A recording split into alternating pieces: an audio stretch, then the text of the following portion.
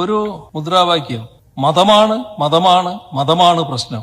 മതമല്ല മതമല്ല മതമല്ല പ്രശ്നം എന്നാ കേട്ടോ, ഞങ്ങൾക്ക് മതമാണ് മതമാണ് മതമാണ് പ്രശ്നം. അത് ഞങ്ങളുടെ ഐഡന്റിറ്റിയാണ്. മതമാണ് മതമാണ് മതമാണ് പ്രശ്നം എന്ന് ലീഗിന്റെ നേതൃനിരയിൽ തന്നെയുള്ള ഒരാൾ പറയുന്നതായിട്ടാണ് കേൾക്കുന്നത്. കേരളത്തിലെ വരുന്ന ഒരു മുദ്രാവാക്യമാണ്. ഇത്തരം ഒരു മുദ്രാവാക്യം ഇന്ത്യൻ മുസ്ലിം ലീഗിന്റെ പ്രമുഖരായ നേതാക്കൾ ആരും നേരത്തെ ഒരു കാലത്തും ഉയർത്തിയതായി കേട്ടില്ല. അങ്ങനെ ഒരു മുദ്രാവാക്യമേ ഇപ്പോ ബാഫി തങ്ങളോ സിരി സാഹിബോ CHO ഒന്നും ഉയർത്തിയ അനുഭവമില്ലാത്തതാണ്.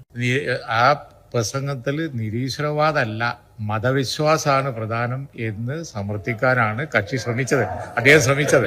ഒന്ന് ഇടപെടുകയാണ്. ബഹുമാനായിട്ടുള്ള പ്രതിപക്ഷ ഉപനേതാവ് പറഞ്ഞത് വസ്തുതയല്ല. അതിന്റെ വീഡിയോ ഇന്ന് സാമൂഹിക മാധ്യമങ്ങളിൽ ലഭ്യമാണ്.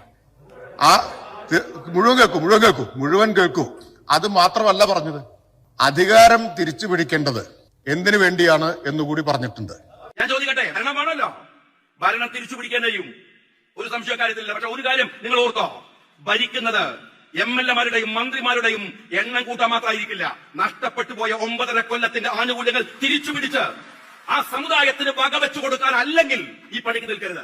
അപ്പൊ ബഹുമാനപ്പെട്ട മുഖ്യമന്ത്രി പറഞ്ഞത് ഇന്ന് സമൂഹത്തിൽ ലക്ഷക്കണക്കിന് ആളുകൾ കണ്ടു കഴിഞ്ഞൊരു വീഡിയോയാണ്. നിങ്ങൾ അസംബ്ലിയിൽ നിഷേധിച്ചത് കൊണ്ട് അത് യാഥാർത്ഥ്യമല്ലാതാവുന്നില്ല. കാരണം ഇതൊക്കെ തെളിവുകളായിട്ട് ഇപ്പോൾ പുറത്തു വന്ന കാര്യമാണ്.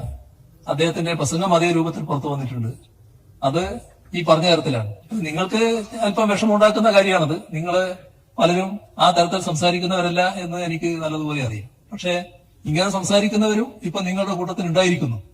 അതെവിടത്തേക്കാണ് പോകുന്നത്? അതാണ് ശ്രദ്ധിക്കേണ്ടത്. ഞങ്ങൾ ഒരു കാലത്തും ഒരു വർഗീയതയോടും, അത് ഭൂരിപക്ഷമായാലും ന്യൂനപക്ഷമായാലും, ഒരു വർഗീയതയോടും വിട്ടുവീഴ്ചയില്ലാത്ത നിലപാടെ സ്വീകരിക്കും.